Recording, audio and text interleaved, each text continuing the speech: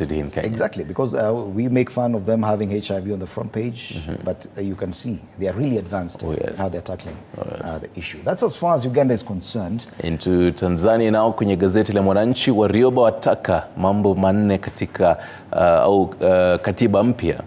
And we were discussing this last week, saying how the whole push for a new constitution and even just having it in Swahili. Oh yes. It's a whole task. I tell you.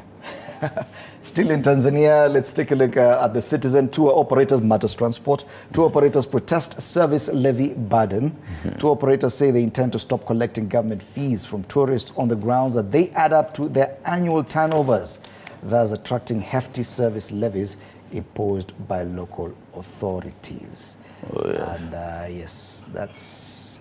And also, I saw over the weekend some electric trains were delivered, yes, and they were very happy. Quite a number of them, and just saying, kama yale pare maju, pare uraya nazo nasi tunazo. Yes, the SGR at least is going to be electric. But then again, you see, it's a very vast country with a very poor road infrastructure. Yes. So yes, they're trying to modernize it, but very soon they could actually surpass Kenya in terms of their development. And still on regional matters. Yes. A rebuilt Rwanda 3 decades later, so as it marks the 30th anniversary of the 1994 genocide against the Tutsi. It's remarkable just how much Rwanda has not only survived, but thrives and is reaching for more. Yes, it was a turning point for this country, what happened with the genocide in 1994. And you see 30 years later where Kigali and Rwanda is, just tells you when you turn 30, something will happen. You have how many more years to go, 17? Before you turn 30? Probably more, like around 20 or so years. Okay, yes. yeah, roughly around there. Oh, yes. So those are the dailies this morning. We could take a look at some traffic in Nairobi. It is about 10 minutes past 6, and the roads in Nairobi look clear. And if we could just take a look at the main tributaries into town. This is Thika Road, and we can see all the way from Juja, Ruiru, all the way to town. It is green, that means it's clear. A bit of spots of red here just past Githurai, a bit of yellow just before you get to the Muthaiga interchange. Then, of course, a bit of a snarl up around the Muthaiga interchange, but after that, if you decide to use Forest Road into town, it is clear.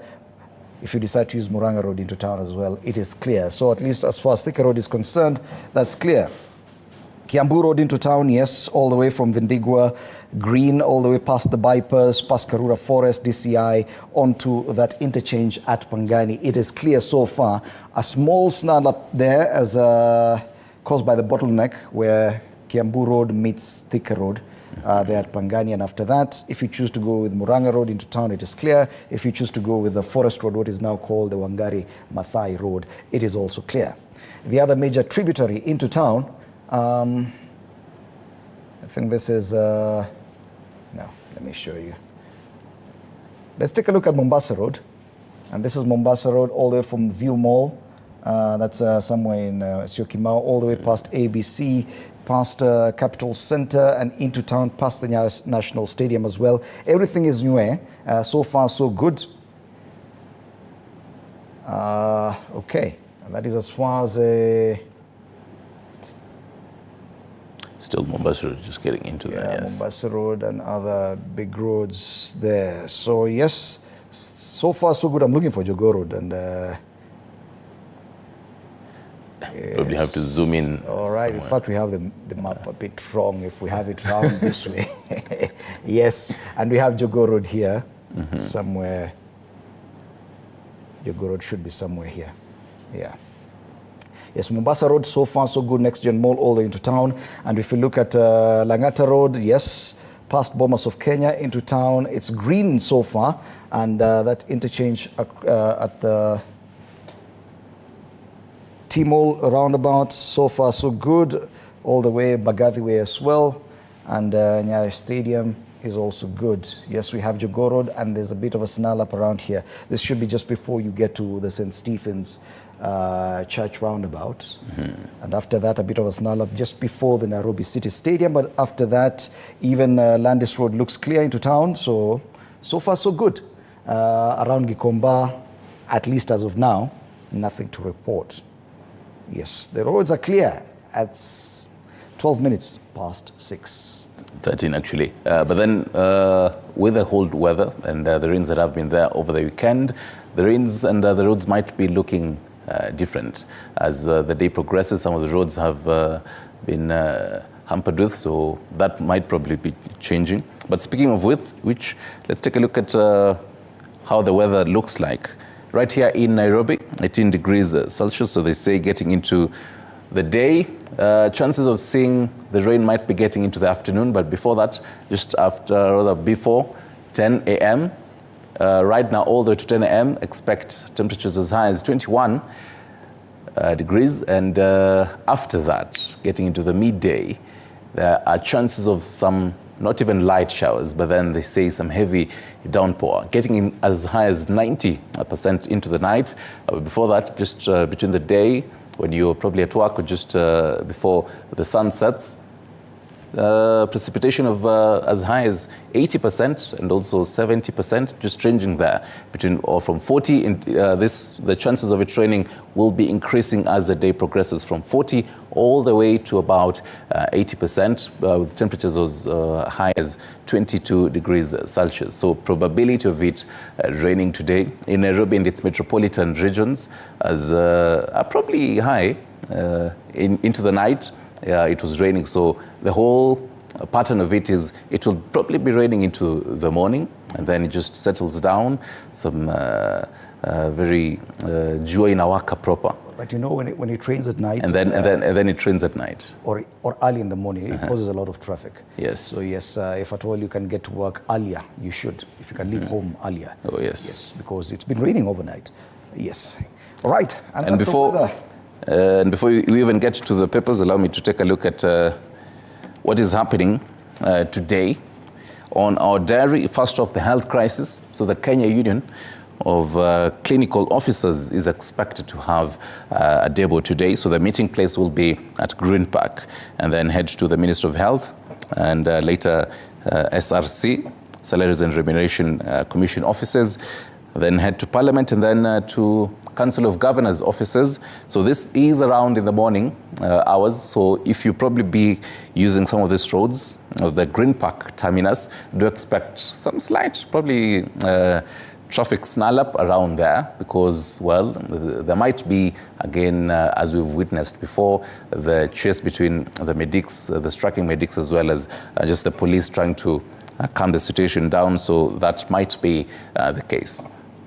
Getting into the fertilizer subsidy as of today, into Parliament, the National Assembly Departmental Committee on Agriculture and Livestock will be meeting with some key stakeholders from the Ministry of Agriculture, as well as the Kenya Plant Health Inspectorate Service and the National Cereals and Produce Board, NCPB, to discuss the whole fertilizer subsidy. They had a meeting with a couple of stakeholders last week, and a couple of sentiments were made. So this is going to be one of those newsmakers, just seeing what will be said in that meeting. And just to pick it up from what was happening as of last week on Thursday and Friday, rather on Friday, the National Assembly Committee on Defense, Intelligence and Foreign Relations will be meeting on the whole vetting process of 5 persons nominated for appointment as ambassadors. So they include Jessica Muthoni Gakinya of Rabat, Morocco, Halima Yusuf Musheke, The Hague, Netherlands, David Kiplagat Kerich, ambassador nominee for Washington, D.C., USA, and Evelyn Mwenda Karisa, Havana, Cuba, Peter Mutuku Muthoki, Moscow, Russia. So this is where, now for the big one here, Peter Mathuki. Interesting to see, because he had said he will remain put as a SG of the East Africa community. Oh, yes. But if he shows up for the interview, means he'd be interested in the new posting to Russia as ambassador. Yes. And even the kind of questions that maybe he's going to be asked during the vetting process. I think it will make a very big discussion tomorrow. Oh, yes. Right. Oh, yes. And, well, finally, some solar eclipse around some parts of North America, rather, around Mexico and all that. And that just is in a nutshell of what to expect in our news diary. Let's get into the papers now.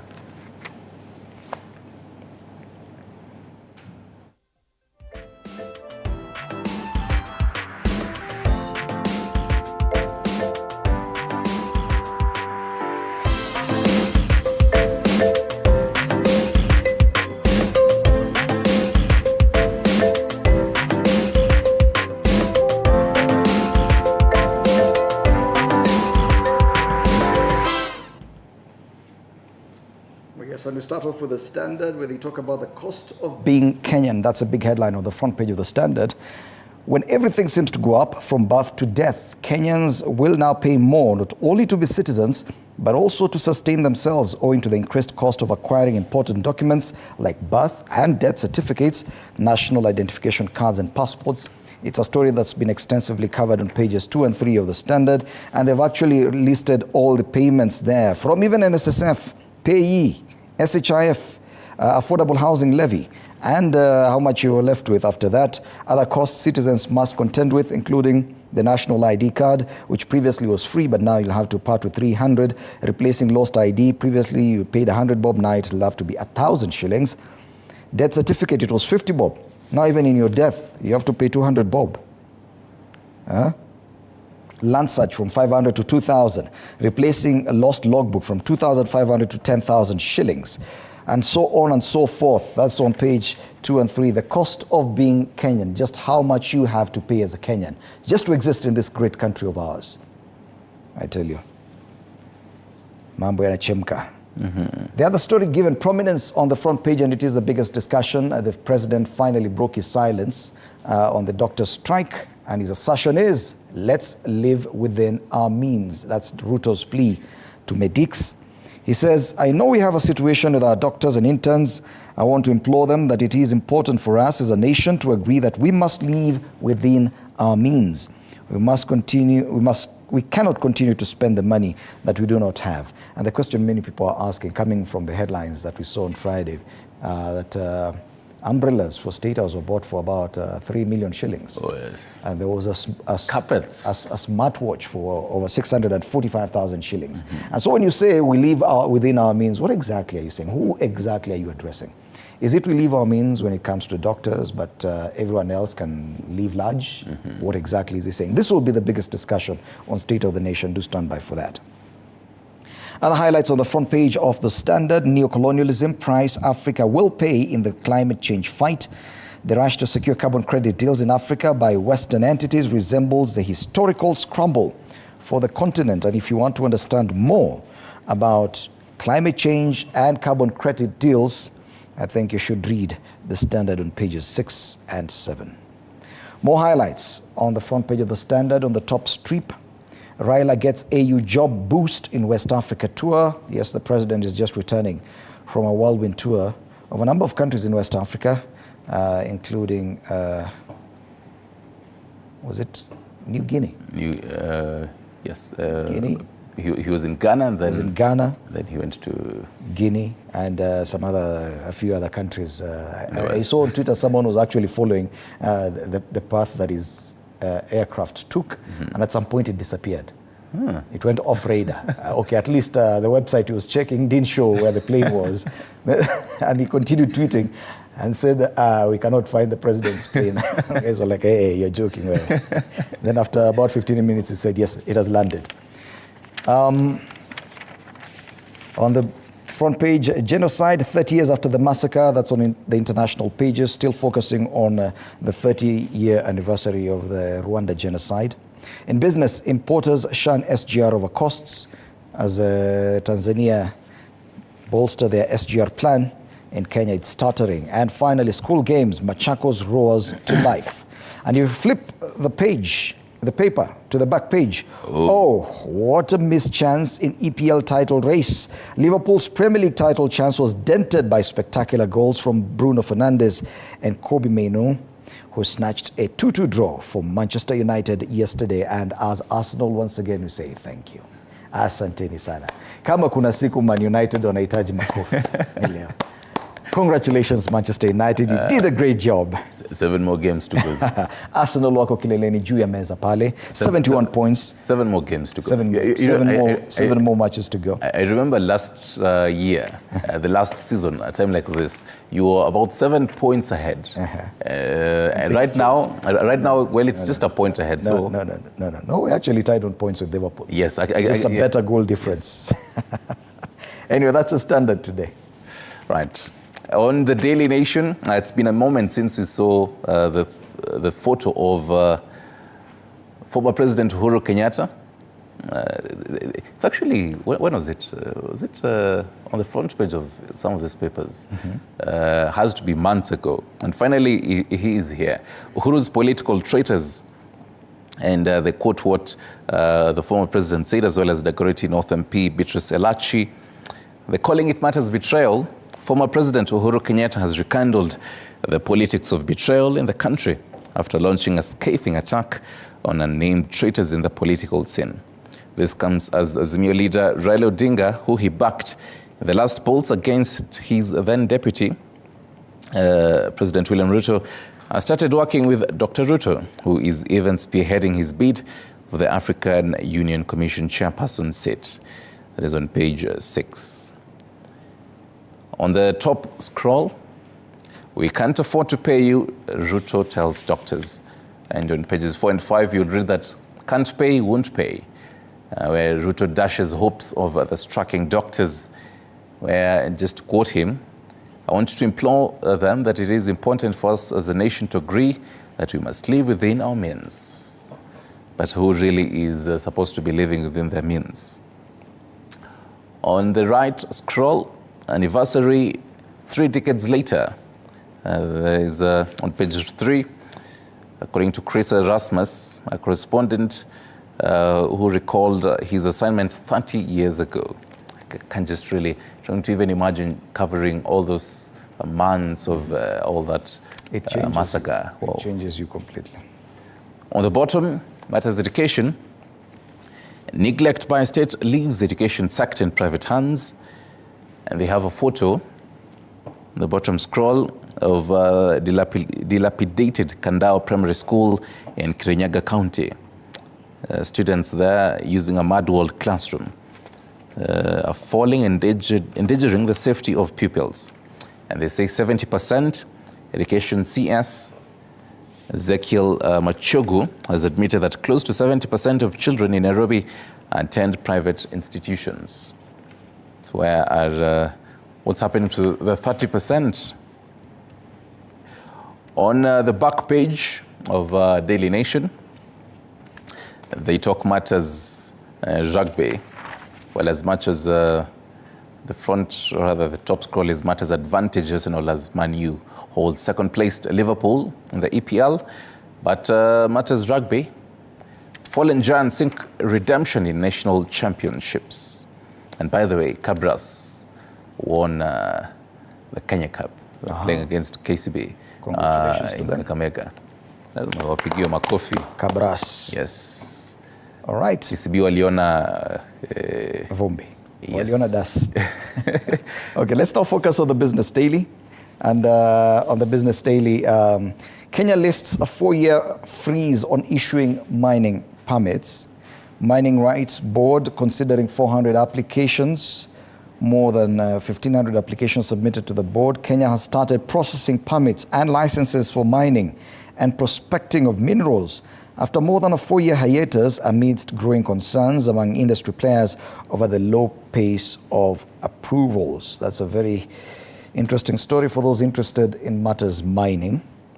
Elsewhere, another story of interest for investors. Interest rates on treasury bills drop first time in 2 years. The interest rates across all 3 treasury bills have fallen for the first time in over 2 years, pointing to the beginning of an end to the rise in yields on government securities. Last week's treasury bill auction, for instance, saw the weighted average interest rate of accepted bids fall marginally to 16.72% for the 91-day paper. That's 16.87% for the 182 paper and 16.98% for the 364-day paper. Other highlights on the front page of the Business Daily on the ticker. State defaults on civil servants' pension contributions. Cane farmers face losses at ATM switch. Chinese firm to hire 4,000 tailors after Rivertex partnership. And finally, Safaricom Mali unit assets hit 1.4 billion shillings. This is total assets managed by the Safaricom-backed unit trust scheme, Mali. And that's the front page of the Business Daily today.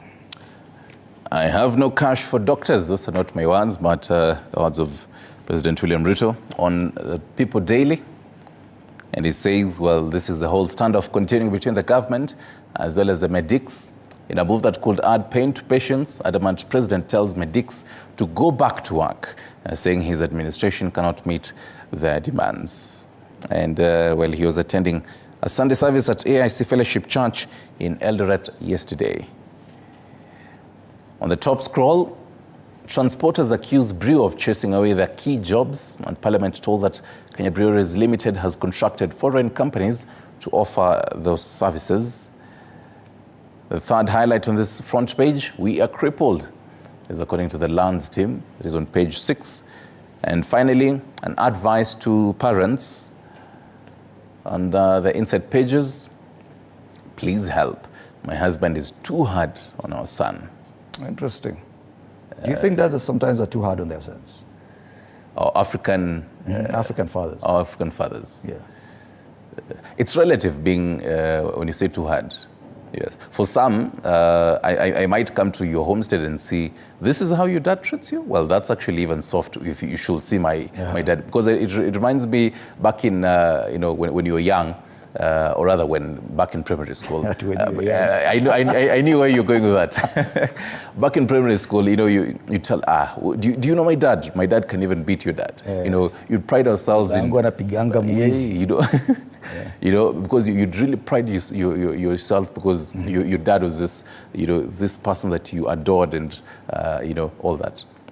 So it's really relative. Again, I think dads need to be a bit harder on their sons, especially in this generation. Oh, yes. Yes. All right. Let's now focus on another paper. And, all right, I want to take a look at... what do you call it? Maneno ya technology. Aha, found it. Finally. Taifa Leo, Ruto akausha madaktari. Rais asisitiza kwamba serikali yake ina mzigo mkubwa wa kulipa wafanyakazi mishahara na haiwezi kufanya kosa la kutoa nyongeza kwa madaktari wanaogoma. Ini hatma ya rais. Anasema hata hivyo kiongozi wa nchi ahidi kwamba serikali itawaajiri madaktari wanafunzi 1,500. Na pale chini tunaona picha ya wale madaktari walio kwenye mgomo. Wanaendelea na mgomo hii leo. Lakini rais anasema na wahisi kwamba ni muhimu kwetu kama taifa kukubaliana kuwa lazima tuishi kulingana na uwezo wetu. Let's live within our means, and that's a rallying call by the president. Vidokezo zaidi kwenye ukurasa wa mbele wa Taifa Leo. Viongozi waungana kukabili wizi wa mifugo. Kwingineko, wazazi mijini waepuka shule msingi za umma, kulingana na ufichuzi wa gazeti hili. Ripoti, ukatili wa kijinsia mitandaoni umezidi vyuoni. Takriban 90% ya wanafunzi chipukizi katika vyuo vikuu wamedhulumiwa kijinsia kwenye mitandao. Cyberbullying in those institutions. Pale juu kwenye ukurasa wa mbele wa Taifa Leo, Uhuru wasuta wanasiasa wasaliti nchini. Na habari kuu pale, sare ya Manchester United na Liverpool, raha ya Arsenal. Gozi la uhasama wa wekundu liliacha Liverpool majeraha katika vita vya kuwania taji la EPL. Habari kuu pale kwenye ukurasa wa mbele wa Taifa Leo. And finally, on the Star, State Malls, Kalenjins and Kikuyus jobs cap. The ask face of Kenya. The PSC seeking powers to enable it to require unbiased recruitment. And they also say hiring skewed to favor major ethnic groups while some communities underrepresented. As on pages 4 and 5. There are more highlights on this paper. On the top scroll, Governor Wavinya Ndeti of Embu says, I am not poor, telling off her rivals. On the left scroll... And it's very interesting that leaders feel the need to tell people, hey, I have money. Do you know how much I'm worth? Why would you do that, really? Flexing the wealth muscles on that. On the left scroll, how former MCA plotted murder of estranged wife, that is a former MCA of Ruiri, Samuel Njoroge, back in 2018. And to that one story that is really top even for this week and just sets the agenda for this entire week. On page, you'd read more on page 9. They say there are no resources. Ruto to striking doctors, we must live within means.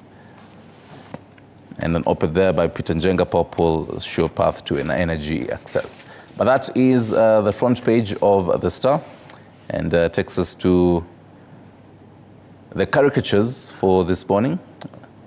Which one do you have? Yes, I have both the Standard and the Daily Nation. The Daily Nation, the cartoon is on page 13.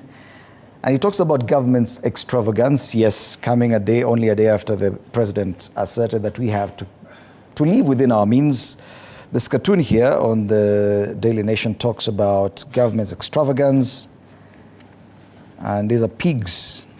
You know, the pigs that are always eating. You see any caricature of pigs in Kenya, and you know it's about corruption, yes, and the cartels and those people who are actually enjoying largesse from government. And this pig holding a fork, they're actually dining at a dining table inside. Then he opens the window and he's giving the masses the bills. Mm-hmm. So they're eating from inside, but it's the masses to pay. Mm-hmm. Yeah, government extravagance. That's a cartoon on the Daily Nation, coming only a day after the president said we need to live within our means. The president's caricature also features on page 12 of the Standard on the cartoon by Ganzo. And remember that game where you used to do hope, skip, and jump with numbers? And the president is attempting to move from the first step and skip so many other steps to power. Yes. Yes. That's a cartoon on the Standard today. On page 10 of People Daily, caricature of the president still there. Him sitting on a wheelbarrow, and just behind him, loads and loads and loads of money. And he's probably thinking, I know when to strike. Mm-hmm. Probably playing some checkers with that table. And on the other side is a gentleman who has seen better days out here. And he's a medic, and just there's a syringe there. And below, holding a placard written more money.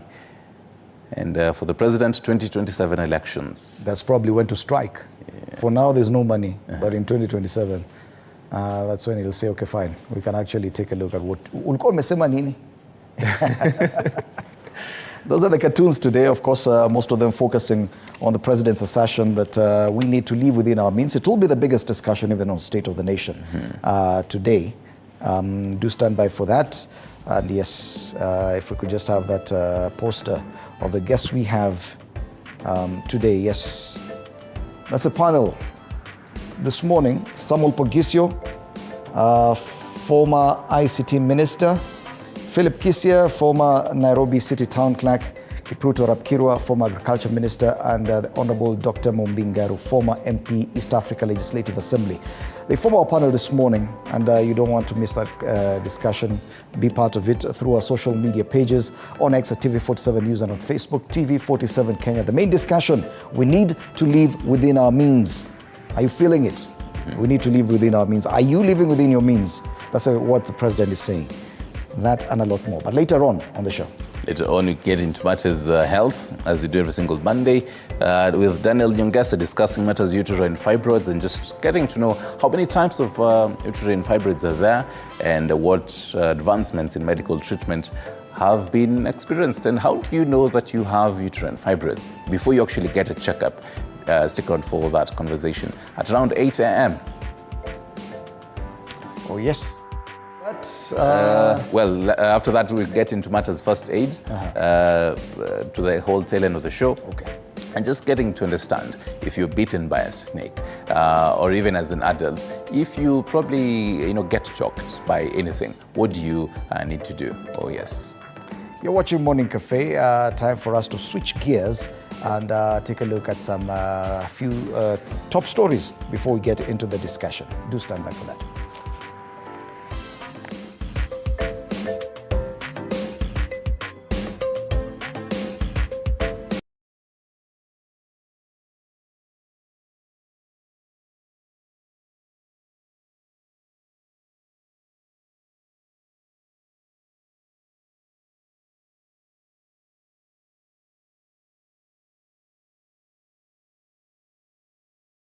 President William Ruto has weighed in on the ongoing stalemate in the healthcare sector, urging the doctors to resume work and accept government's offer. An auditor with more. Situation in Kenya with our doctors and interns, I want to implore on them that it is important for us as a nation to agree that we must live within our means. President William Ruto has broken his silence on the prolonged doctor strike, acknowledging the government's financial constraints in meeting the demands of the striking medical personnel. According to the head of state, the government is ready to pay intern doctors a monthly salary of 70,000 Kenyan shillings, stating that the offer serves as a stipend to the medical interns, which will later be subjected for a period of 1 year before they are employed. We mind about them.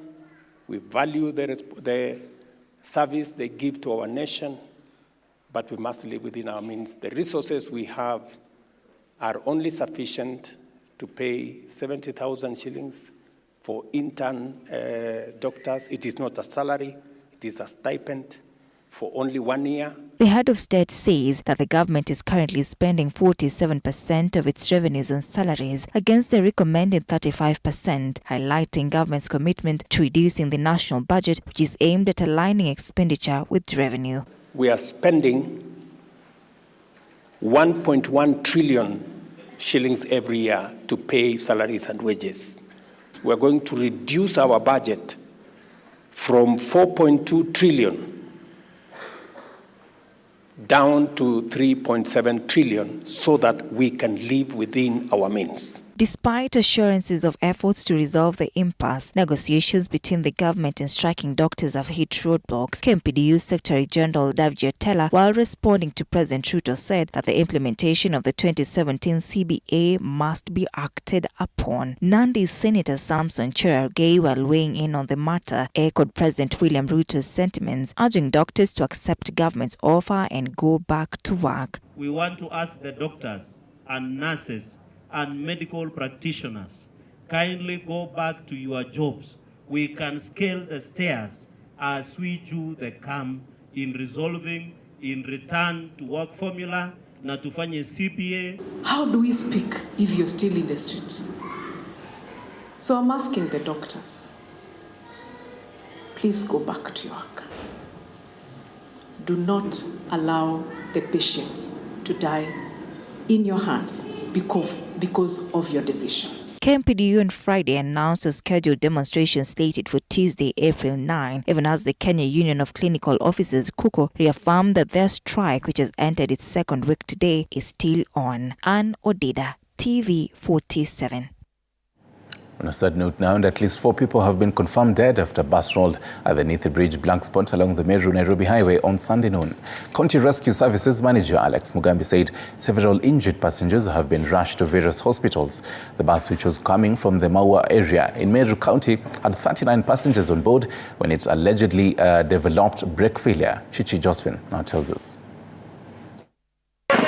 Sunday morning, these were the gory images at Nithi Bridge in Tharaka Nithi County. Accident involving a bus that was ferrying passengers from Meru to Nairobi. Confirming the incident, Tharaka Nithi County Police Commander Zakias Ngeno confirmed that 4 people have died after Kelensiva company bus overturned at the Nithi Bridge Black Spot along the Meru-Nairobi Highway. We have had this fatal accident along this route, as you have witnessed. We ask upon the members or the family members to take heart for the loss, for those who have lost their loved ones. The county police boss noted that they would embark on a probe to ascertain the cause of the accident, which remains unknown, urging drivers to be more vigilant and ensure their cars are in good shape to avoid accidents. We are yet to know is what exactly is the cause of the accident, because that is subject to investigations. And we also ask for the drivers and the owners of the motor vehicles to actually get their vehicle to be roadworthy at all times, more especially the public service vehicles. Some of the affected passengers were taken to hospitals nearby for medical attention. These are passengers who are traveling to the various destinations. In response to growing concerns over road safety, the National Transportation and Safety Authority (NTSA) issued a warning to drivers to exercise vigilance and implement precautionary measures to ensure road safety. Chichi, Josephine TV 47.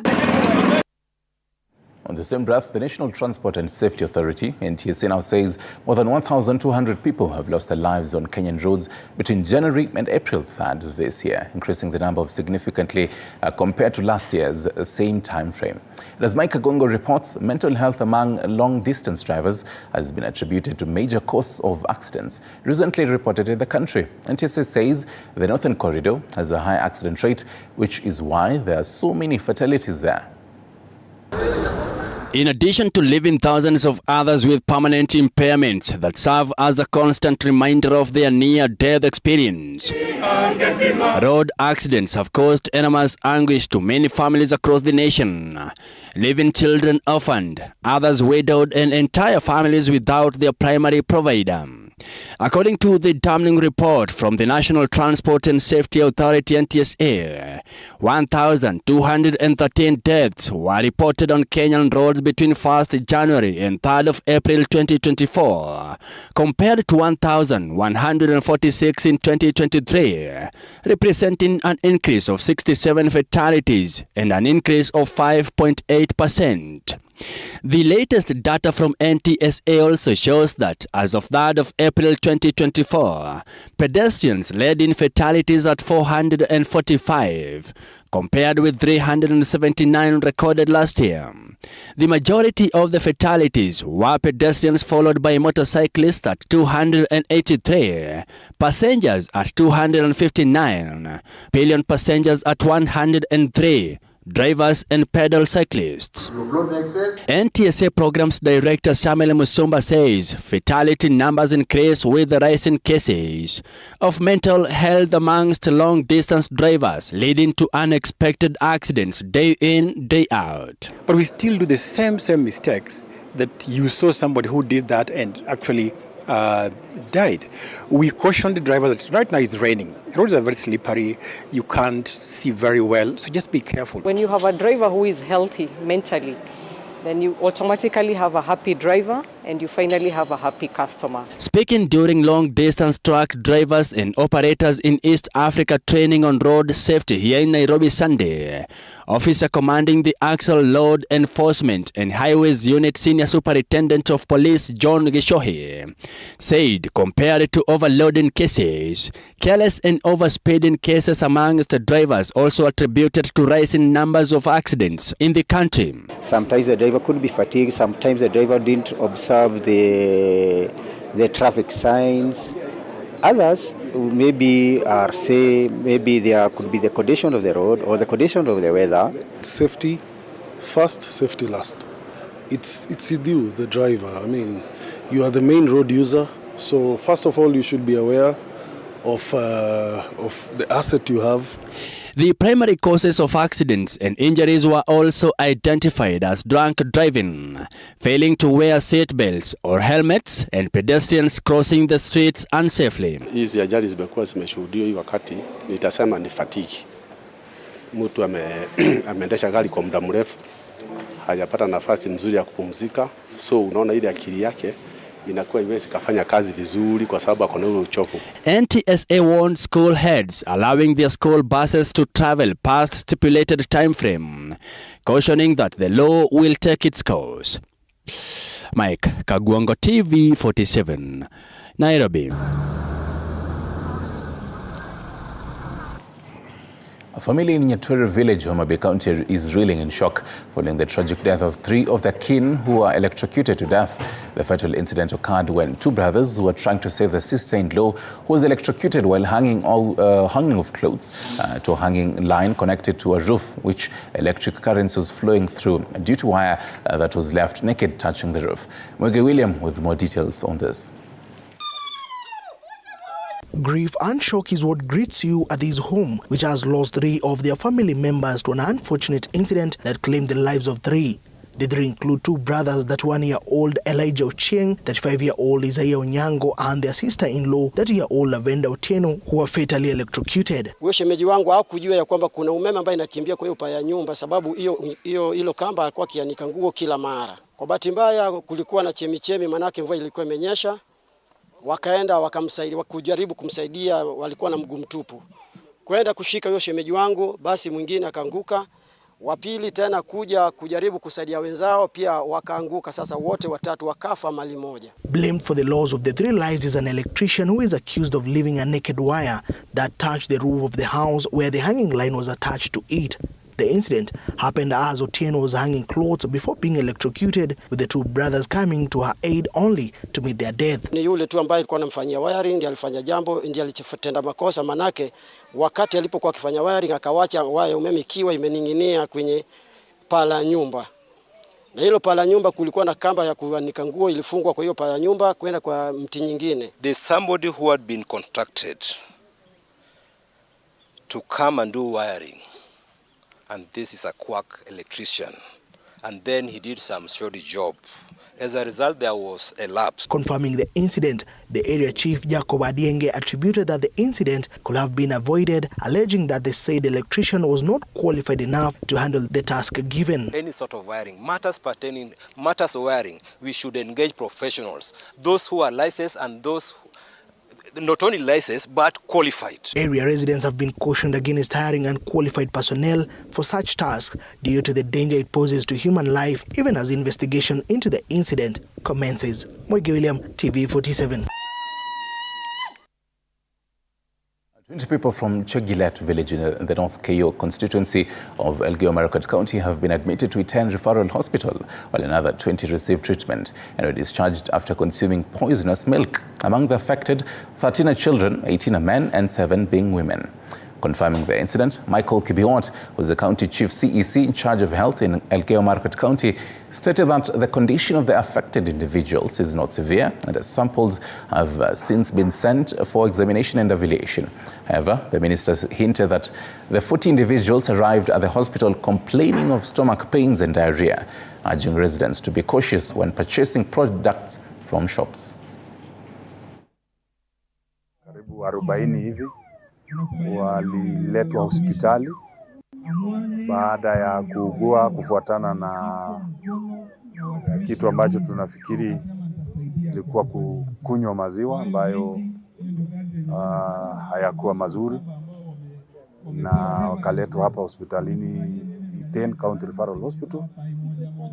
Nataka tu kuashua wananchi hapa kwamba wasihofu kwamba situation is contained, kwa sababu wale watu wametibiwa na tayari hata tunapoongea sasa nusu yao watu 20 wameachiliwa kwenda nyumbani, na wale ambao wanabaki wanaendelea vizuri, na tunataraji labda kesho pia wanaweza ruhusiwa kwenda nyumbani. Shida ilikuwa tumechukua sampuli ya maziwa ambayo inasemekana ama tunafikiri ilikuwa sababu ya hayo ama huo ugonjwa, kwamba itapelekwa kwa public health lab. Tutaweza kupima na tutajua kiini haswa ilikuwa ni nini, na alafu basi tutaleta ripoti kwa wananchi ili waweze kujua nini kiliendelea. Lakini cha muhimu ni kuhimiza tu kila raia ya kwamba watilie maanane chakula ambayo wanakula. From Elgeyo-Marakwet County, let me take you to Bungoma, where County Police Commander on Sunday confiscated 120 bags of suspected fake fertilizer in the ongoing nationwide crackdown. So the incident unfolded as a truck transporting the fertilizer to the ward admin's offices situated at the Kandui NGCDF premises in Kandui constituency was impounded. As Wanji Sosten reports, Deputy President Rigathi Gachagua has assured Kenyans that the substandard fertilizer supplied by rogue suppliers won't affect the food security situation in the country. Another ugly thriller downed in Bungoma on Sunday as police seized 120 bags of fake fertilizer. Bungoma leaders have since weighed in on the fight against fake fertilizer, questioning how the government allowed the irregular transportation, repackaging, and such a commodity. The leaders aver that the shipment occurred during the weekend in a clear violation of government regulations, and the transfer of the fertilizer from the trucks was being done at a petrol station, raising eyebrows by the residents. Utafiti wa kina ufanywe. Mbolea iliyoletwa pasipo kujua kwa waziri. Nimeongea na waziri fedha asubuhi, akasema hakujuzwa kwamba mbolea imekuja Jumamosi. Hakujua kwamba kuna mbolea ambayo ina unyevu ndani, lakini alithibitisha kwamba alipata simu kutoka kwa mheshimiwa Sudi wa South Bukusu kwamba kuna wakulima wamepata magunia ambayo yana unyevu na sio kawaida. Hii inadhihirisha kwamba palipo na moshi pana moto. Bungoma South OCPD Wilson Muraya confirmed the incident, saying even as the investigations continue, the impounded truck remains a key piece of evidence. Sahi hatuwezi tukadhibitisha kama ni gushi ama sio gushi mpaka tuarike wapi ya KEBS, and most likely ipelekwe katika maabara ya serikali ili tudhibitishie kwamba ni safi na inaweza tumika na wakulima.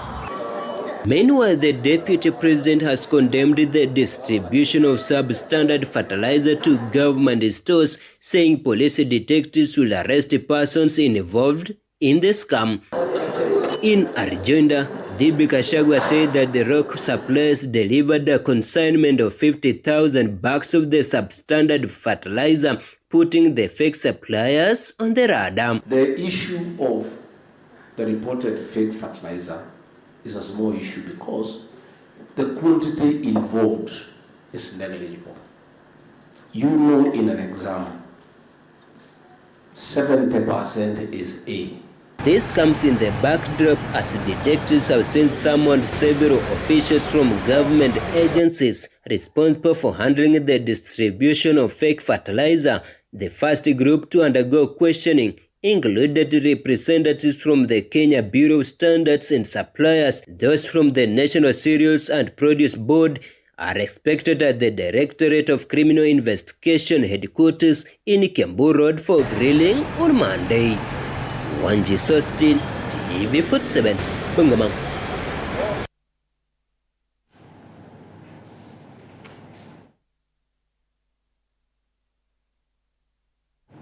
Right, and that wraps up a whole news updates. But as a Kenyan, how really are you living as your means and within your means, really? That's a question this morning can tell us.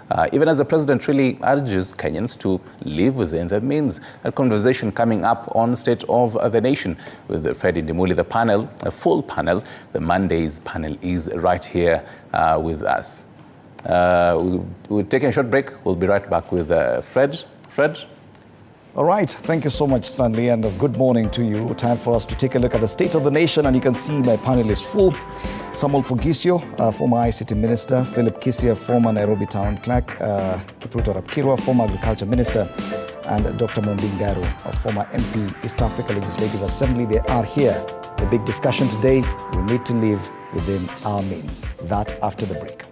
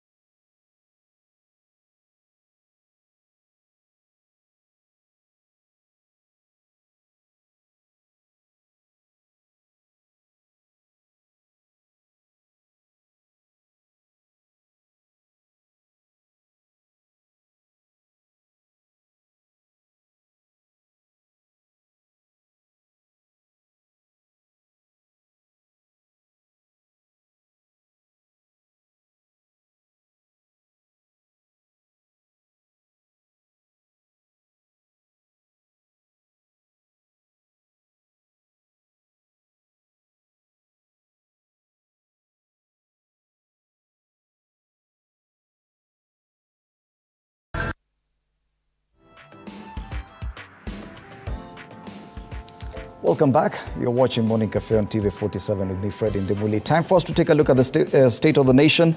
The big discussion today, we must live within our means, that the assertion by the president, who finally broke his silence yesterday with regard to the doctor strike that is now ballooning, and with clinical officers and lab technicians having joined in downing their tools. It is a big headline on all the front pages, or rather it features on most of the front pages. On the Daily Nation, it's on the top strip. We cannot afford to pay you, Ruto tells doctors. We must live within our means. On the front page of the Standard, let's live within our means, Ruto's plea to medics. It's also there on other dailies as well this morning. Of course, being a Monday, we have our big panel. Allow me to reintroduce the panel as well. Samuel Pogisio, my extreme right, former ICT minister, karibu sana. Philip Kisia, former Nairobi town clerk, Kipruto Rapkirwa, former agriculture minister, and Dr. Mombingaru, former MP, East Africa Legislative Assembly. Now, before we even start, allow me to look at this tweet by former Mukurweini MP, Kabando Kabando, and he says he'll be watching. He promised yesterday he'll be watching. And he was hoping that the first half will settle the scores with the future and solutions ahead of postmortem and history.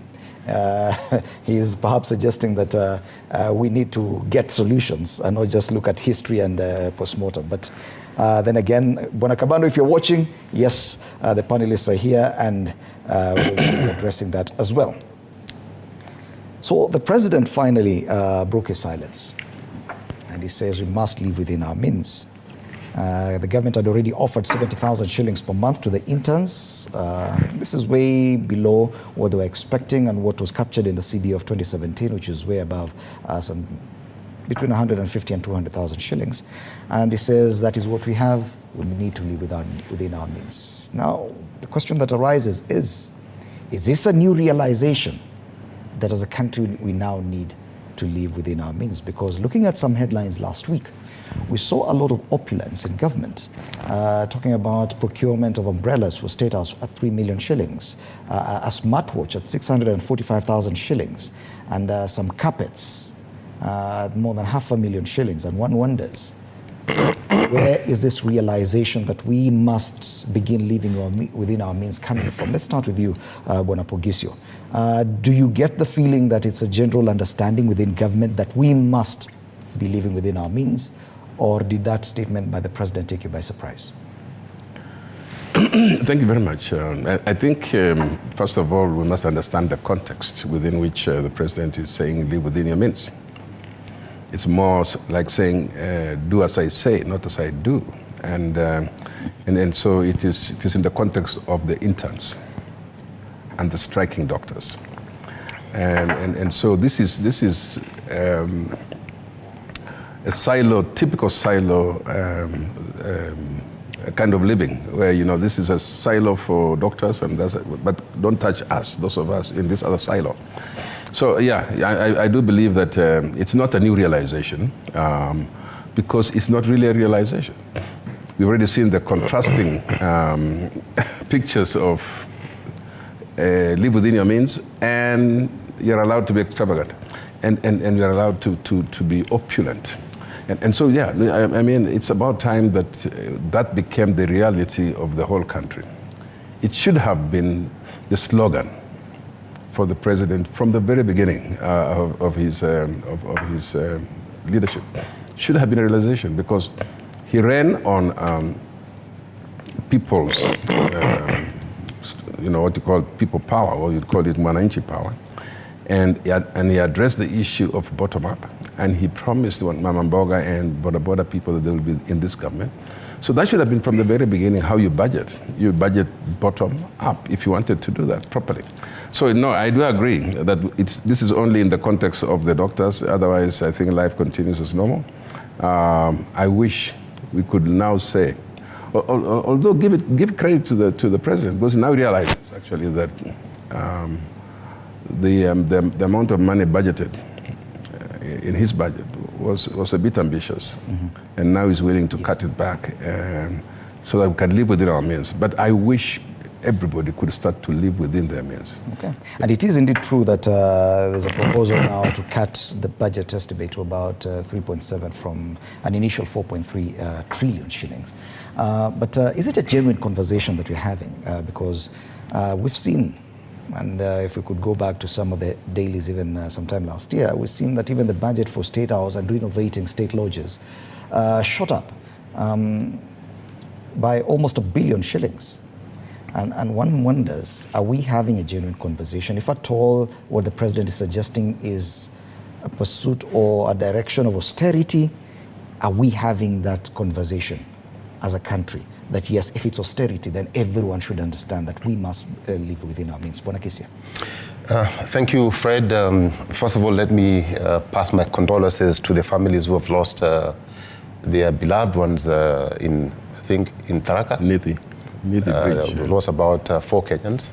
It's sad, just after Easter, but may God rest their souls in eternal peace. Now, let me dive into this matter, but again, picking up from my senior, I want to put this matter into context.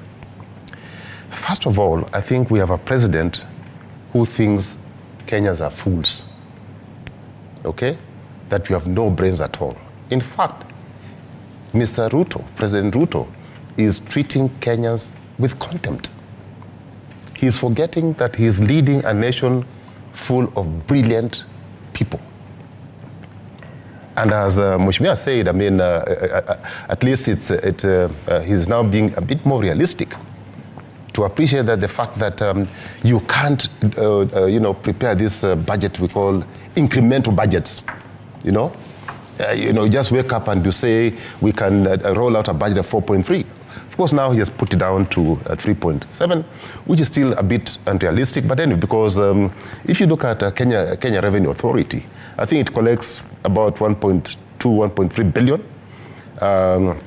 And he said that our wage bill is about 45% of collections, which is high, and I agree with him. But you see, the austerity measures that he has announced have been made into a child's play. We have a government that is living in largesse, opulence. It is so wasteful. Yeah? And, I mean, everything that you see happening in President Ruto's government doesn't suggest that, that we are a struggling nation. Yeah? Like my senior said, when you have, for example, 2 ladies, the first lady and the second lady allocated a budget of 1.3 billion. 1.3 billion to do what, for heaven's sake? 1.3 billion shillings can pay in turns, I think, for about 2 months. Why are we allocating these 2 ladies 1.3 billion? What value are they adding to Kenyans? Okay? Then you talk about being unable to pay the most important professions you have. And as a president, you shamefully spend 700 million shillings building a pavilion that you don't need. You spend billions of shillings buying motor vehicles that we can do without.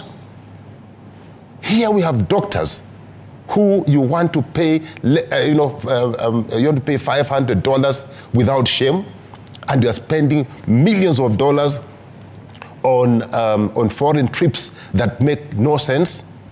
I think it is time that we called out President Ruto for who he is, and if he does not understand how governments are run, they are people who have run government in this country, who are willing either to take over or to assist him in running this government. But I think time is coming where he must realize that governments live in succession, perpetuity. There was an agreement with doctors in 2017. He cannot run away from that agreement. It is signed in court. These are things that were, then you're telling doctors 6-7 years later that you cannot honor an agreement that went through the court process. Is President Ruto being serious? Is he a man that we can continue trusting for another 3 years? I doubt whether President Ruto is serious. I doubt whether President Ruto really cares for Kenyans, because if he can mistreat doctors and only have space, this man only has space for I think, a few cadre of people. He has space for MPs, okay, because their salaries are not actually touched.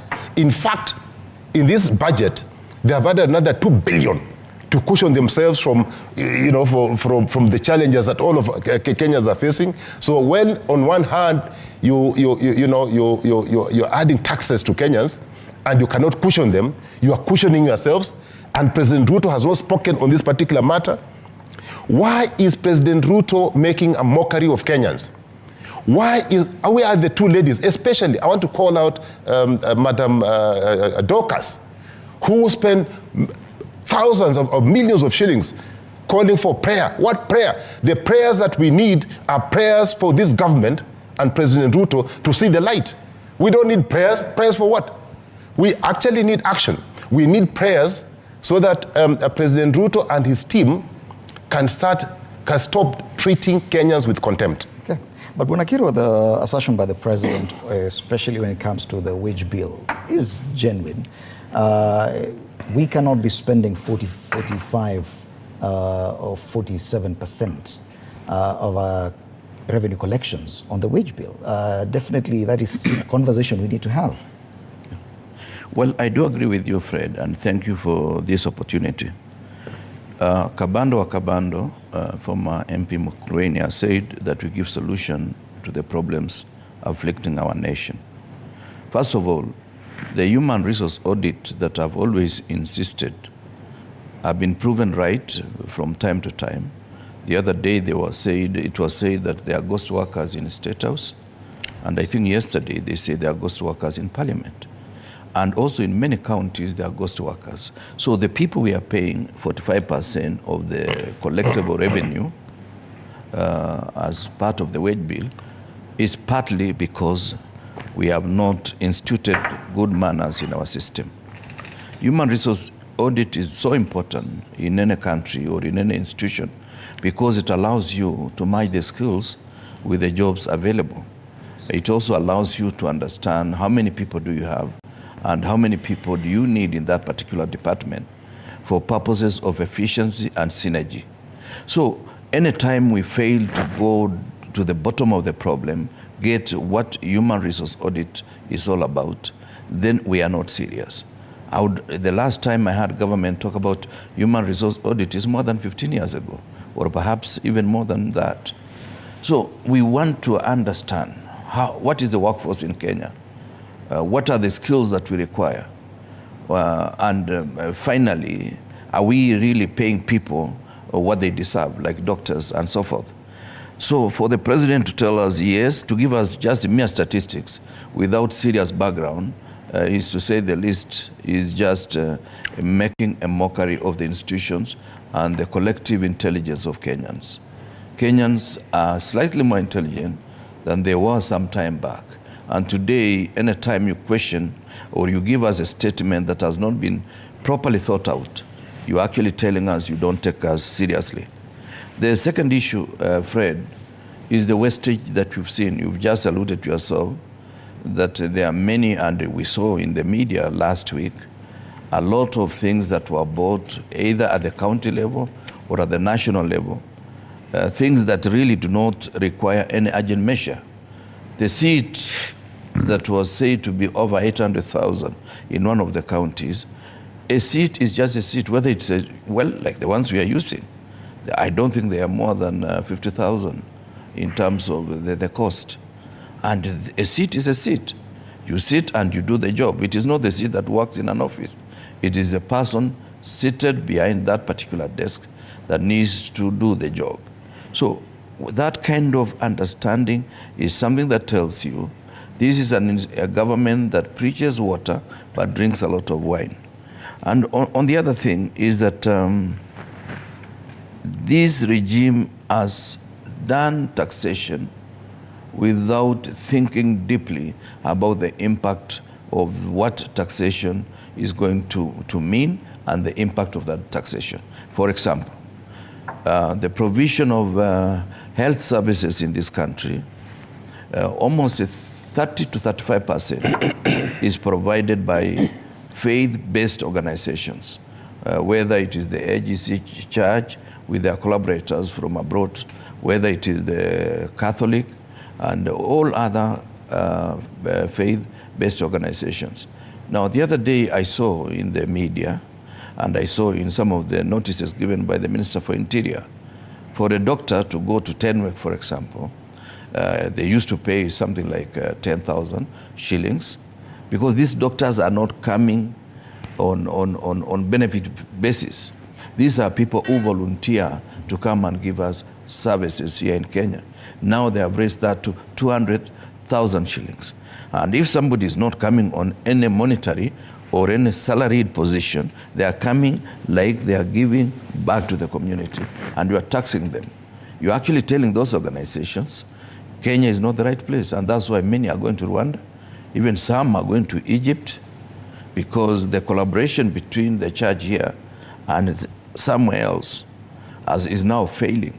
And this means that what we are doing is that we are chasing these people away. For example, in Tenwek, they have already said they want to, there is money, I think, in tune of billions of shillings they want to bring. But you just need 200,000 shillings. Perhaps there are only 5 doctors, let's say in Tenwek. Actually, there were 60, but 27 of them have already left the country because they cannot afford. At times, people come as couples, and both of them are doctors. So they say, okay, instead of us paying both, let us struggle to pay. I will still remain as either housewife or house husband. Then one of them works as a doctor. Yeah. So these are some of the fundamentals that I don't think this government, and just to borrow from what the Honorable Bukisha said, they are thinking in silos. We would have expected, if there is a cabinet memo from Minister for Interior, the Minister for Health should have been able to provide some input that yes, we are chasing these people, and yet they are supposed to assist us as a country. Now, the indication, Dr. Mumingaru, is that we should be getting to a point where we are taming our ambitions, even for this government, that some of the ambitious programs they had opted for, it is time to relook at them. But that's not the conversation we're having. So when the president comes and says, on one hand, we must live within our means, but then proceeds with the taxation measures and some of the projects that many Kenyans are finding are still not sure whether or not they're necessary. We are missing a point somewhere. What can be said about the government's ambitions, and given the kind of statement the president made yesterday? Thank you, Fred. I thank God that after Easter we are all here. Though we are treated with that kind of contempt, we are still here. It's unfortunate that we have to address the president from a forum like this one. And good morning, MP Kabando. We have solutions, but we are not in a position to implement them. That is one thing he should realize. But I am amazed at that the president's content to us as Kenyans does not go down. It continues to rise every day.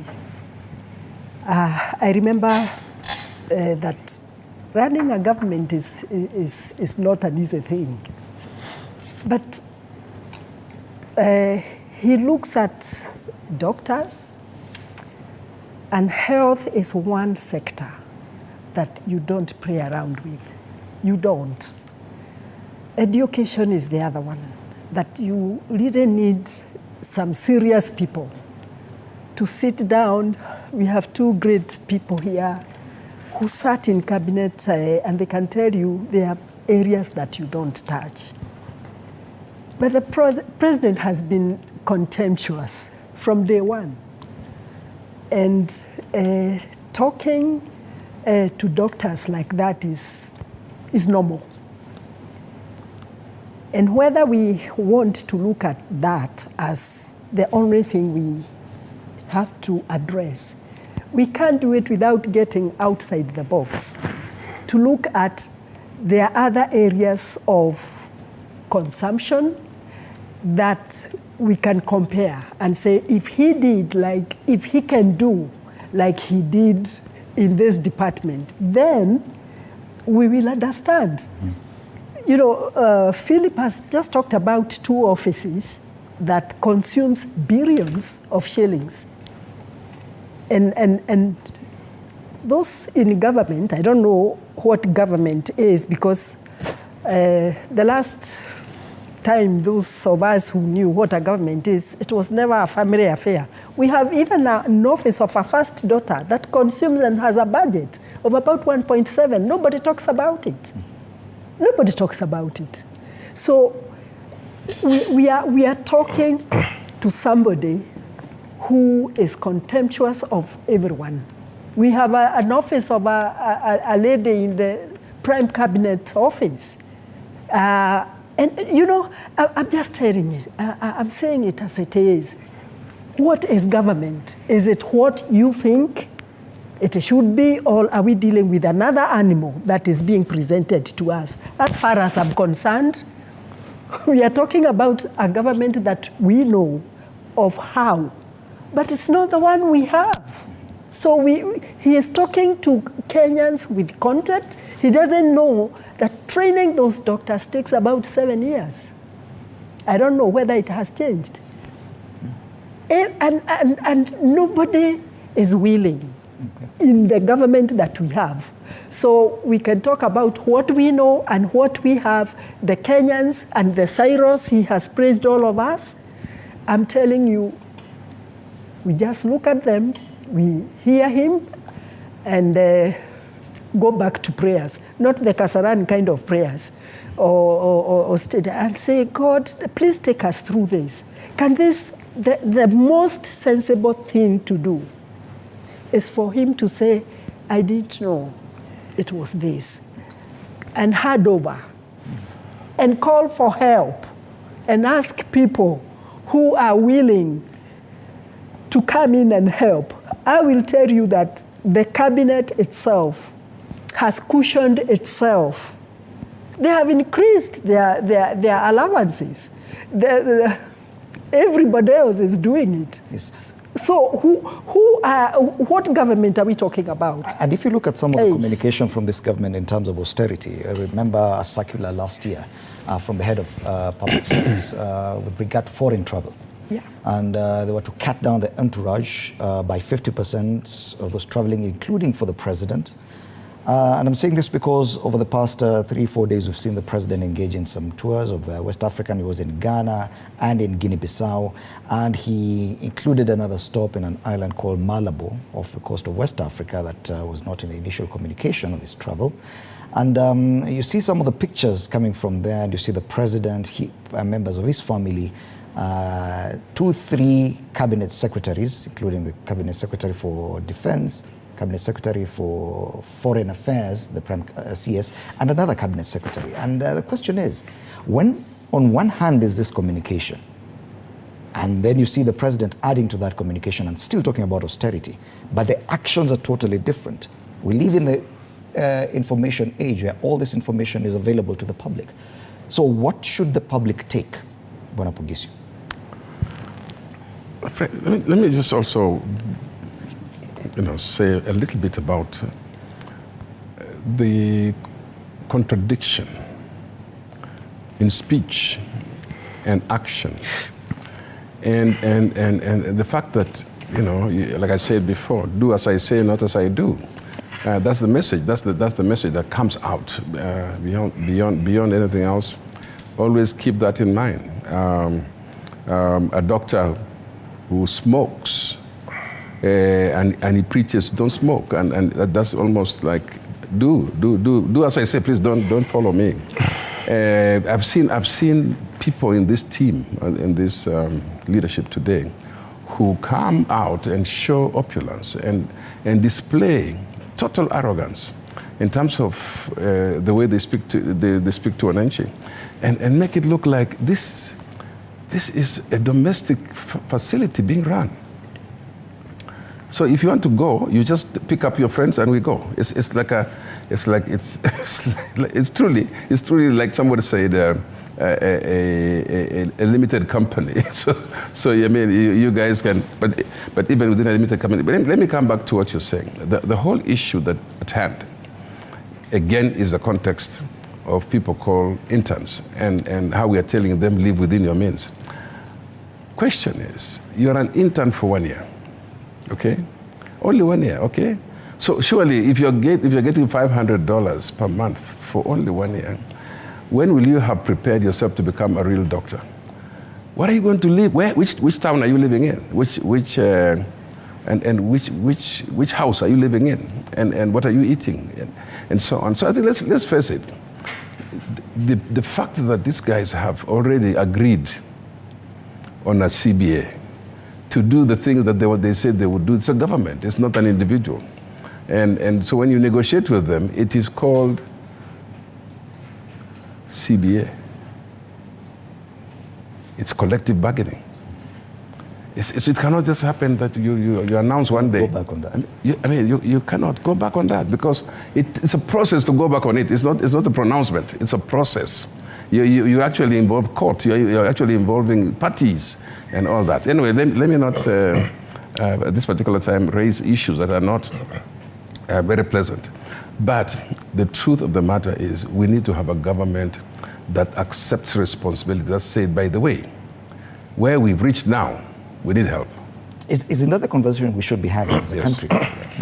And the question is, have we been in this position before? And going back into history, that a point came in time when this country, we had to pursue austerity measures. And how did we do it, if at all? Bwana And those of us who have been in government have been through that. I don't. You remember in the second Kibaki administration at some point, it was decided the kind of car that the cabinet ministers would drive. and it was reduced to that Passat, isn't it? And everyone had to comply. We drove a very small car for some time. And you remember even the media used to actually cover. They would be there by a State House to see who is driving the big cars. And there might have been one or two people who maybe may continue to do that, but the rest of us accepted that these are austerity measures. The travel, you are supposed to just travel very lightly. If you were going for something very important, you went, but you didn't carry just about everybody you wanted to carry. And even in the budget, the budgeting process, and I think this is where we have spoken about budgeted corruption. Corruption is budgeted, is put very prior to even the budget. So that when you tell somebody that you live within your means, look at what Mheshimiwa Kirwa is talking about, the personnel or audit. That audit reveals a lot of money has gone into people who are not there. Now, how do you recoup that? When you're preparing your budget, why didn't you anticipate that within this budget, actually, we are also auditing who is there, who are the ghost workers, and so on and so on. So I do believe that there is a process in which we need to fight budgeted corruption to begin with. At the beginning, every department is putting something in their budget that they know is not even going to do anything for the people or for the organizations. So I do believe this is the best time to bring out these things. And for Kabando, let me tell you, what we are bringing out is actually solutions. We're not just raising questions. They are actually raising serious questions that now the Mwananchi should pick up. And we have spoken here about being tolerant, and Kenyans are. And I spoke about this negative resilience that Kenyans have. Do you know today that Kenyans actually have just picked up their whatever belongings in the hospital and walked home? The beds are empty. And this is the kind of resilience that Kenyans have. Okay. As you sort out these things, we were going home to die. We're going home to suffer. That is the nature of that the Kenyans need to say. So we're saying these are solutions because we are raising them so that you, Mwananchi, can also listen to this aspect. And the leaders whom we have elected need to come out and support the structures that will build this country and bring the economy up. I cannot say, for example, how an MP whose people are actually dying can be quiet just because you belong. You can actually, I heard one MP, I heard a senator telling the doctors, go back, we have no money. And who is budgeting? When you are doing the budget, didn't you know that interns were part of this budget? Okay. Time for us to take a break. When we come back, we'll probably focus more on the budget making process. Are we being too ambitious in our budget? And in our ambitions, we have clouded our minds and not really thought about where is this money coming from. You're watching Morning Cafe on TV47.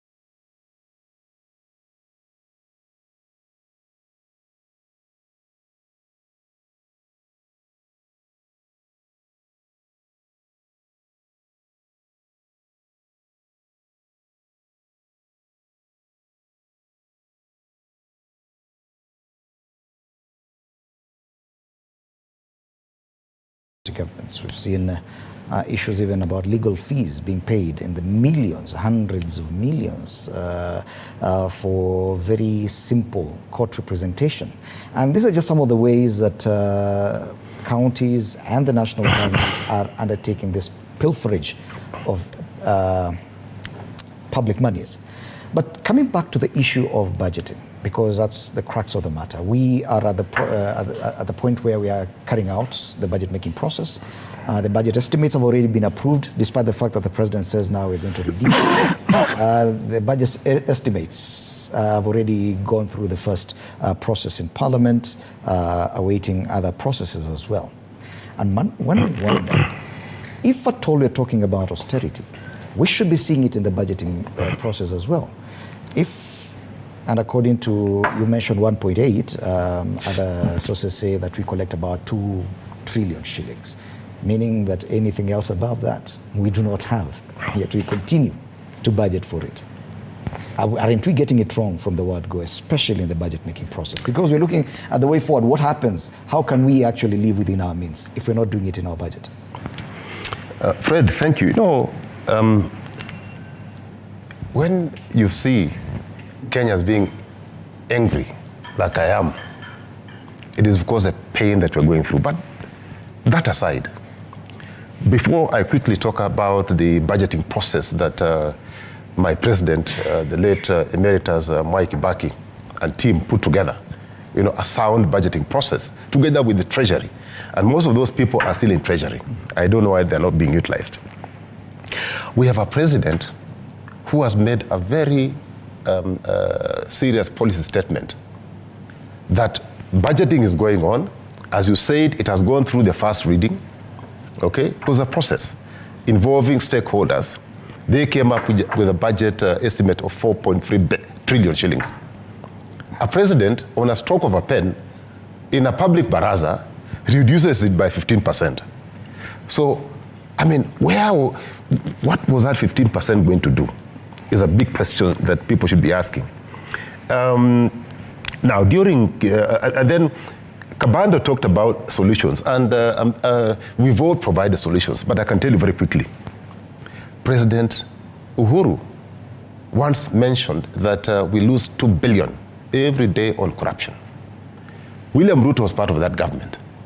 So if he's able to actually just save 1 billion, forget about 2 billion, let them continue eating that 1 billion, but give us 1 billion back. He has 350 billion shillings at his disposal to pay public servants better salaries, okay? Then the other thing is, what else can he do? You know, 100% of zero is zero. So if you can have a tax regime that is friendly and you widen the tax collection base, you'll end up collecting more money. But if you want to squeeze the cow until it starts, milking blood, there'll be nothing to milk. So feed the cow, and the cow will give you the milk. Now let me get back to the budgeting making process. You know, our budgeting making process should be anchored on Vision 2030. Vision 2030 defines what this country should be by 2030. All the government programs, all the programs that Kenyans wanted captured in Vision 2030 are there. So our budgeting process should, in all aspects, take into account that vision, okay? And it is based on a 5-year plan. So, if I still understand, there are medium plans which Treasury comes up with. They pass them through all the stakeholders, they agree, and then they're budgeted.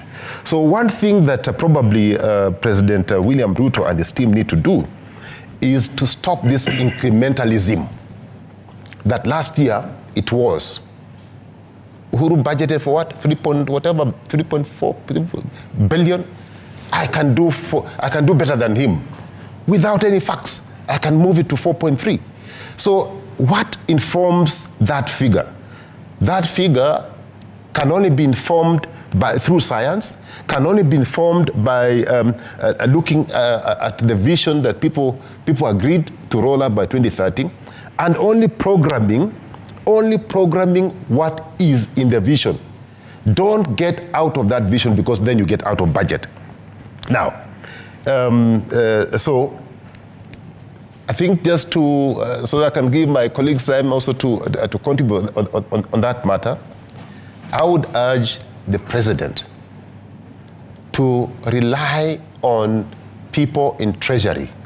We have brilliant people in Treasury who have done a superb job over the years. Let him not bring in fellows who have no track record, who I'm told each minister is an advisor. You wonder what they're advising. They cannot even advise themselves. They have not worked even for a private company. They have not worked for government. They have not worked anywhere. So how can somebody who has completely zero experience, who has no track record, advise you on anything? That's a fellow who is just there to eat a salary. So that needs to be corrected so that we get back. If they have been either sidelined or maybe retired, they need to be brought back in the interim to assist this government realign itself. Okay, but Bonakirwa, when it comes to the budget making process, it's not an individual endeavor. There's so many people involved, including Parliament. And as Bonakisia says, it's based on some sort of science. It cannot just be a random figure, depending on the government's ambition on the day. The fact that the GDP economic growth of the time is not in tandem with the kind of ambition the government has. These are things that people in Treasury and even parliamentarians should be able to pick out. But we're not seeing that. We're seeing that we're just going blindly with the ambitions of the government of the day, and the budget is still ballooning. Isn't that where we're getting it wrong? Yeah, Fred, at times we complicate terms because a country, just like any entity, is like an individual. If for some reason you realize that your maize harvest last year did not reach the threshold for you to open up opportunities either to build a store or to buy a new tractor, then you must scale down to deal with the harvest that you had. And therefore, any realistic government should be able to ask itself, what are the bare minimum that we need to spend on? Of course, on salaries for the individuals, on pension. Those are the basic things that really any government needs to do. Then you look at the projects that you think they are priority, and therefore you take up what you consider to be the most important and the most urgent in terms of implementation. But here is a government that does not seem to think together. Because, yes, members of parliament are involved in the process of budgeting in consultation with Treasury. But members of parliament are also members of this same entity called Kenya. And if priorities are not in tandem with what they are planning, then that is where we go wrong. Here is a government that the president from time to time, the other day he was at a place called Kiptangwany, saying now they want to open a road 25 kilometers from Jogo all the way to South Naivasha, South Lake, just because his 5,000 acres are there. So he wants to do a tarmac to get to his farm under the name he's doing it for the national government or national development, because he thinks what is important is what affects him personally.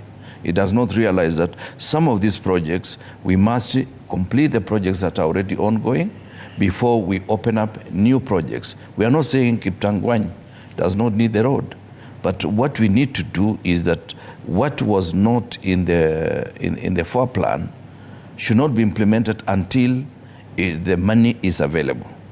These are some of the mistakes that we make. The second issue, and I've said it before and before, human resource complement in any ministry. For example, take my former ministry, Minister of Agriculture. Since we left there about 15 years ago, there have not been serious appraisal in terms of the complement they have, their level of motivation, their level of promotion, and the progression. And you know, the most important entity, even in an organization like this, is the human resource complement. The moment you are not taking care of that, even productivity will come down. And this is part of the reason why, instead of us collecting more, we are collecting less, because we are not trying to match the skills with the personnel available to us. So part of the problem is that it seems Kenya Kwanza regime won the election on the basis of blaming the previous regime, which they were part of. But they never took time to think deeply How do we deal with the government? How do we deal with a country such as Kenya? What do you do about the human resource? People retire and they stay out for 3 years without getting pension because nobody is processing that pension in good time. What are you telling the officers who are still in various ministries? You are telling them tomorrow when you retire, you will be queuing for the same money for another 3 years. What is happening? We are demoralizing the staff and therefore even productivity. And you see, Fred, one officer frustrated creates a network. Now the corruption that is rampant in the government, do you know a minister will never get involved in corruption without using a government officer? Because a minister does not initiate any expenditure without using the officers. And when you are corrupt as a minister, and you have officers who know that you are corrupt, and you are picking billions of shillings, what are you telling them? And in the evening, they get into the rain. Okay. And they know you bought an umbrella for 3 million. And they get into the rain, they don't even have a single umbrella. They use a newspaper, if they go to one from Fred and Dimuli, to cover their heads so as they cross the road. These are realities that we have in Kenya, that we are making people feel that they are not needed in this country. And yet, they are a very important component of national development. Austerity measures have to involve every Kenyan. It is not enough for communication at the top without involving the larger population. The president has indicated that on the 15th to 17th of this month, I think, there will be a nationwide conference to discuss his assertion on us living within our means. Do you think that is a solution? And if at all that such a conference happens, what do you think we should be addressing? Is it corruption, as the rest of the panelists suggest? You know, Fred, I'll say the same thing, that sometimes I get sad that we are discussing the president from this forum. Even that conference will not work because they will be at the high table talking to us. And those who will have been picked from our end to speak will be people who probably they expect that they will not be very controversial. But I want to address it from a different, slightly different point of view about government. President Ruto has been a part of government for a long, long time, even at the vice president's level. So he knows the budget-making process, he knows the loopholes, he knows what has been ailing. And if he had the moral courage to address it, he would have done it. Why not order an audit, even for what we are calling ghost workers? But he will not do it because he has increased offices of the shareholding company, the office of the second lady, the first daughter, the wife to the chief cabinet secretary. Those are things that will make him not bring out the issue of audit. Are you saying it's not possible for us to have a genuine conversation as a country on these issues? We are not going to do it. We don't need that conversation. It's something that he needs to do in boardrooms. Call technical people and say, in 1 month, I need to have a breakdown of the ghost workers in every ministry. He will get it. It will be done. And if he gets that list, then he says, I don't want them in the service by next month. And he cuts down on that. It can be done. Go to the same budget-making process. You just said the budget has gone through Parliament, the first reading. Yet it's being dealt with by members who said over a finance bill, it's like a Bible. You can't pick everything. What are we coming to discuss in that conference? To the same members who cannot deal with a document of a finance budget? I and my colleagues here know the volume of that budget booklet So we are trying things, and we are saying, I have a lot of respect, but let the technical people, like Philip Kisia is saying, let them bring out documents, then pass it to another technical team in Parliament that can bring out issues that can be presented to the public. You remember, I don't know whether it's this year or last year, the Controller of Budget said, I called Treasury and asked, why is this budget proposal, my salary is put 3 times as much as I receive. I don't have any other staff member in my department. And my budget proposal is 3 times my own salary. We don't know what happened. Those are indicators that the budget that we are talking about is far much exaggerated and incorrect. So where do we start?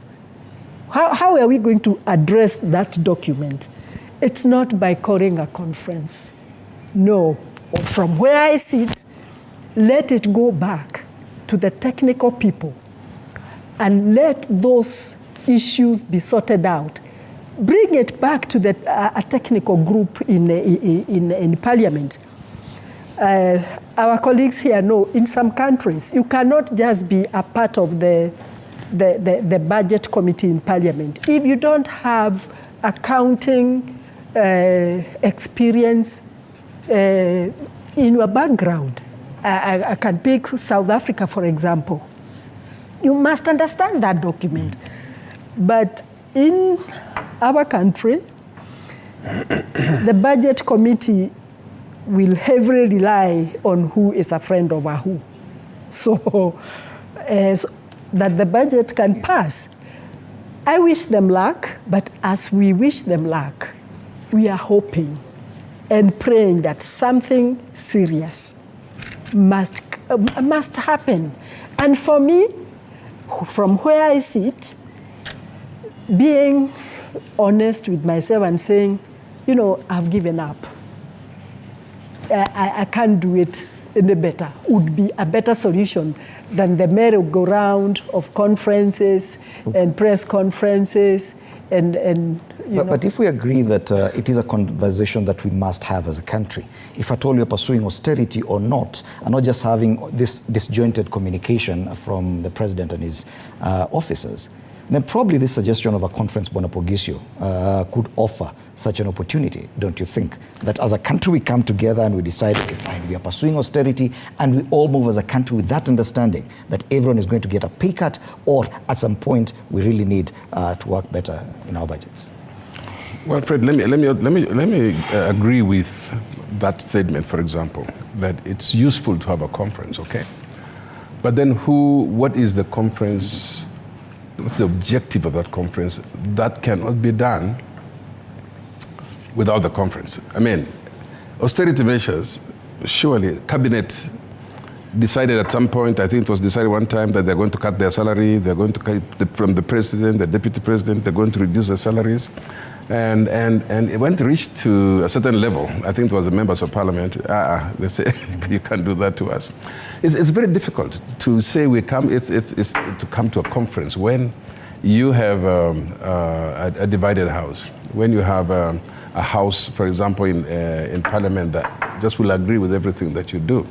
My fear of a conference is it's another cost. It's another cost. If later you look at the budget for that conference, you realize we have actually spent more money trying to bring everybody together to do something that can be done. It can be done, like my sister there is saying, it can be done in the boardroom. It can be done, some of the things that we're talking about can be done in the boardroom. My question today is, if you bring a conference, ask yourself, why is it becoming easier to steal public money? Why is it becoming easier to hear that so-and-so, who just came recently into government, has bought a new house, has built a new house, as a new this and that and that? Why is it becoming easy? Why is it becoming easy for a person who is in government to fly a chopper every week? what is it that we're showing? Why is it become? That's not your question. So, is there a problem where the systemic problem, where it is easy to get things from the port, and yet we want to discuss that particular port? And so, who are these people, and where are the eyes that see? Are you telling me that you can't see what other people are seeing? Or are we developing what you call a blind spot, where you just choose not to see at that particular angle? So we have issues. What became of lifestyle audit in the country? Do we need a conference for that? Really? When things are fake, and we know this is fake and that is fake and that's fake, do we need a conference for that? Okay. Bwana Kisia, do you think we need a conference? We need to have that conversation at the national level. You see, the question is that what informed even that need for that conference? Let's start from there. And are there things that we can do without even that conference? And I can tell you there are very many things we can do that conference, Fred. You know, I agree with the president that as a percentage to our total revenue budget, it is high, 45% going into a wage bill. But 100% of zero is zero. And I keep on saying, let us just incentivize people to pay taxes. Let us encourage companies to come to Kenya. We collect more taxes. And that percentage, the percentage of wage bill to our total collection or budget will reduce automatically. I have just done a quick math. If, for example, forget about his 4.3 billion budget, 4.3 trillion that he had proposed. KRA, I think last year collected about 2.133 trillion. Okay, they can do better. But let's say that we peg our budget to 4 trillion shillings, and we decided that we are going to bring down the percentage to 35%. Do you know we can afford to pay our doctors, our public servants better?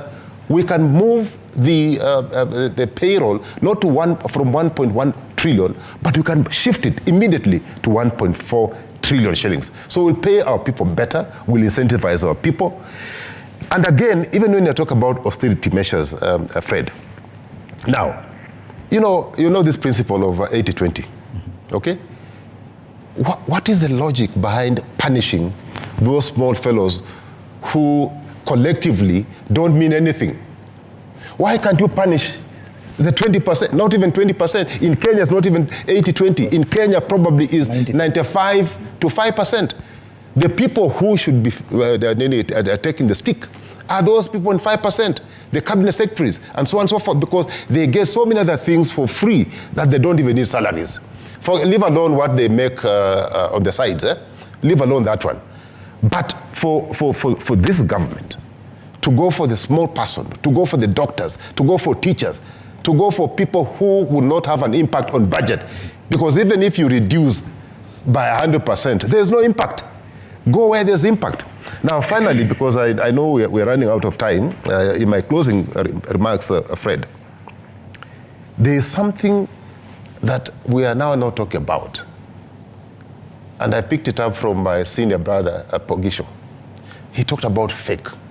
We live in a fake country. A country whose government's aim is to ensure that we are food sufficient in another 2 years, is allowing people through their system to sell fake fertilizer, actually not fertilizer, to sell pebbles, stones to people. Is this a government that is serious? I keep on asking Fred, where was NIS? Were they asleep? Where was KEBS? Were they asleep?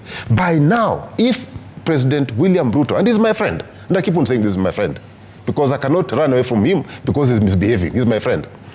If President William Ruto is serious, before he has this seminar, the so-called seminar, is it on conference on 15th or 17th, let him sack the Minister for Agriculture Okay. Whether he's right or wrong, whether he was not involved, he should bear the brunt. He is the one in charge of agriculture. In any case, he had already said that this thing is opposition, that people should buy fertilizer. And I was going to let him sack this fellow. I was going to allow you to let him sack the fellow after we conclude on this issue of the conference to discuss living within our means and the necessity of it. Just before we have our final remarks, Bonakiro. Well, I think the main challenge in Kenya is leadership problem. Leadership problems in the sense that if systems were working, and systems working means cabinet is working and people bring their papers, prosecute, and the papers are discussed and you get the opinion of others which will inform you that you need to improve your document by certain standards. But it seems the cabinet is one man, starting with prayers, talking and finishing with prayers. That is what we need to advise the president. He should allow other people to have shared roles in terms of performance. The second issue, place of call, is parliament. Parliament has so many people, and those Kenyans, they have gone to school sufficiently. And if they were being used to make contributions that are informed by common sense, parliament would be another place where we need to hear them more and to listen to their wisdom and to listen to their free thinking. The other day, members of parliament from Mount Kenya region, they were regretting that they voted for a bill because they thought the boss wanted that bill. Later on to realize that they're only punishing their own people. It tells you that is a parliament that is not functioning. So it's the question of leadership, and I still beseech the president that allow other people to lead with you.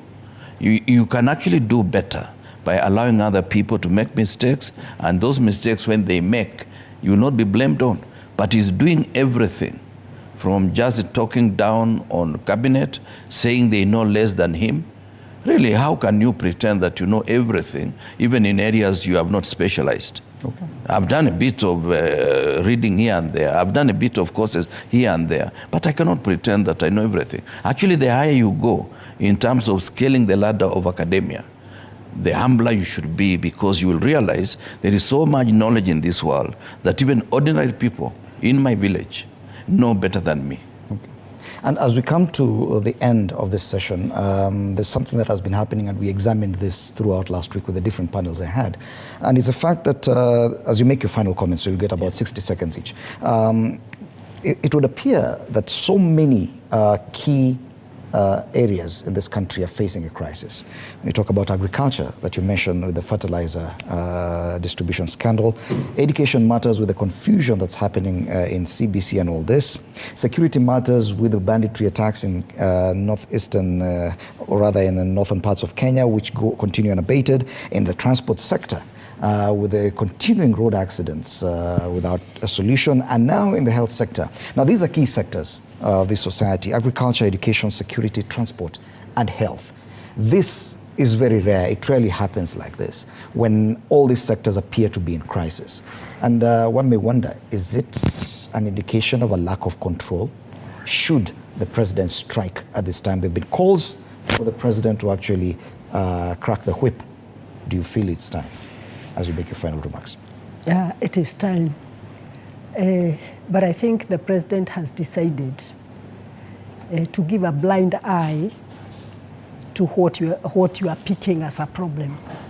The other day I watched media and watched a cabinet secretary of health walk into a theater, operation theater, with the process going on, uncovered with TV cameras. And we all know how sensitive an operation theater is. The president should have cracked the whip on that day. He didn't. It's a blind eye. The fertilizer issue is another one, because it's a calculated agenda that has had effects after probably a year or so, affecting food security, and he's still giving it a blind eye. Look at education. even that budgetary thing you are talking about, why is it? Does he need a conference? Do we need to talk about it? He should have acted last week, the day before yesterday, not now. Okay. And I have said we are addressing the wrong person because President Ruto has been in government for many, many years. Many years. So I think you need to look for a panel that would have a sitting with him and tell it to his face. Okay. Tell it to his face. Give up or surrender and say, this is it. This is it. Okay. Buona Patricio. Thank you. 60 seconds. Yeah. No, we have a president in place and we have a government in place. And I like to, not before I forget, so I don't forget, to congratulate the DevKey group for putting up one of the biggest factories in West Pokot industry in West Pokot. And that's being commissioned today. It's in a place called Sabit. And I know the president is there today to commission it. But it's always a good indicator. It's got problems, it's going to create more problems, but I think those can be sorted out as we proceed. I'd like to say again that as we continue to discuss these issues in our government, in our country today, we are patriotic. We think about the country, but there's a big trust deficit. And I can tell you one of the things in the trust discussion that you need to look at is a pillar called compassion. Compassion. If you create an increase in trust, but you must have compassion in your people. And the people today in Kenya, really, if you look at it, we need to be compassionate on our people. Okay. Because look at a guy who has less than an acre to plant maize for his family, and the fertilizer comes in this form. That guy is going to starve this year. I mean, let's be compassionate to our people. Wherever you are, if you have power, please think about being compassionate. That's all I can say. Okay, Bwanakisia? Yeah, thank you, Fred. Let me end by saying, and I'm beseeching the First Lady and the Second Lady to stop mocking God, to stop mocking Kenyans. What the President and his principal assistant need are prayers to stop corruption and to stop mismanagement of our economy. So those prayers they are holding using public funds should stop yesterday. Okay. Finally, Bwanakirwa. Yeah, my worry is that the moral bar is too low, and our country runs the risk of being a country like the Banana Republic. We just want to beseech the President that this fakeness, whether it is milk, whether it is oil, whether it is fertilizer, should be stopped, because the ripple effect, because a quarter of the fertilizer that was supplied by National Cereals and Produce Board is going to affect more than 10 million bags of maize that was going to be produced. That means the ripple effect is we are going to do an importation. So this is a planned importation scheme. Okay, thank you so much, Kipruto Rapkirwa. Former Cabinet Minister for Agriculture, Dr. Mumbingaru, former MP, East Africa Legislative Assembly, Philip Kisia, former Town Clerk, City County of Nairobi, and Bwana Samuel Pugisio, former ICT Minister, are panelists this morning as we look at the state of the nation, and especially that assertion by the President that we must live within our means. It is a conversation that will definitely continue throughout this week. Now, this morning we want to delve into the heart of our education system, where concerns loom large over the future of our children. The government's handling of the education sector, particularly the implementation of the competency-based curriculum, CBC, has come under intense scrutiny, and rightly so. In less than 18 months, the very first cohort of CBC will transition to grade 10, expectedly into senior secondary.